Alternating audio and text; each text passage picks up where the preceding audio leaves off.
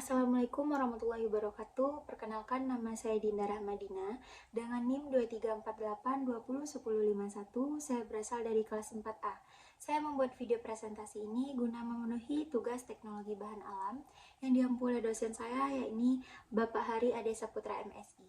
Baik, langsung saja pada materinya. Pemilihan dan penyiapan bahan. Pemilihan bahan, istilah taksonomi yang dikembangkan dari dua kata Yunani, taksi yang berarti pengaturan, dan nomia yang berarti distribusi atau metode.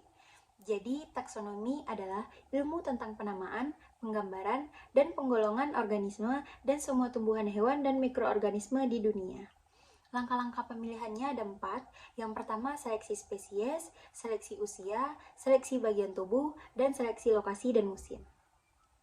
Adapun faktor yang mempengaruhi senyawa pada tumbuhan, diantaranya yang pertama ada musim, kadar air, intensitas paparan sinar matahari, kondisi tanah seperti pH, alkalinitas, keberadaan senyawa makro, mikro, dan mineral lainnya, serta mikroorganisme. Lalu ada pertimbangan dalam penentuan jenis bahan, pengalaman penggunaan turun-temurun, dan pengujian atau screening.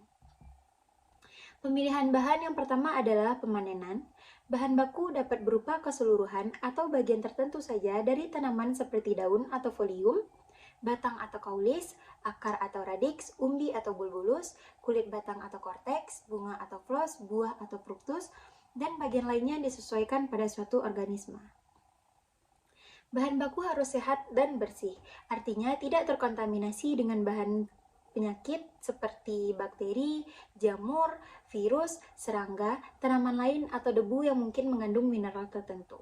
Sumber bahan baku itu ada 2. Yang pertama, biota yang hidup liar atau tumbuh secara alami, dan yang kedua adalah hasil dari budidaya. Selanjutnya ada sortasi basah. Sortasi basah dilakukan untuk memisahkan cemaran atau kotoran dan bahan asing lain dari bahan simplisia yang kita gunakan. Pembersihan simplisia dari tanah dapat mengurangi jumlah kontaminasi mikroba. Tanaman tinggi misalnya sering sekali terkotori oleh lumut yang sulit dipisahkan, sehingga perlu kecermatan dalam sortasi ataupun biota yang mirip dengannya. Lalu ada pencucian. Pencucian dilakukan dengan air bersih, seperti sumur, pam, atau air dari mata air. Simplisia mengandung zat mudah larut dalam air mengalir dicuci dalam waktu sesingkat mungkin. Setelah pencucian, dilakukan pengeringan selama 1 hari untuk memudahkan perajangan. Menurut BPOM nomor 32 tahun 2019, simplisia adalah bahan alam berupa tumbuhan, hewan, atau mineral yang digunakan sebagai bahan obat dan belum mengalami pengolahan apapun kecuali pengeringan.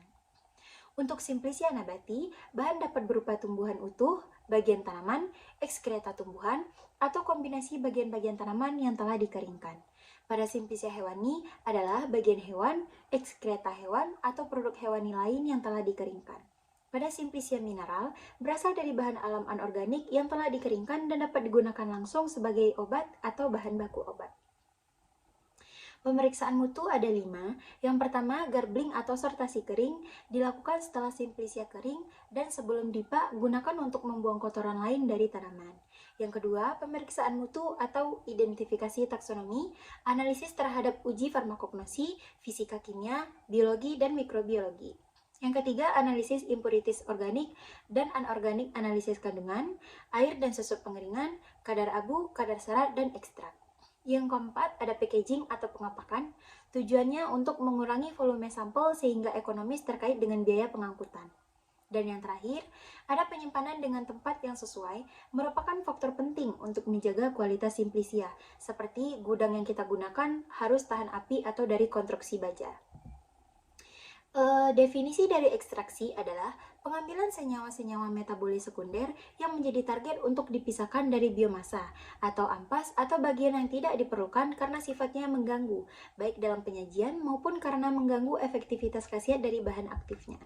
Adapun klasifikasi ekstraksi secara umum merupakan suatu proses pemisahan zat aktif dari suatu padatan maupun cairan dengan menggunakan bantuan pelarut.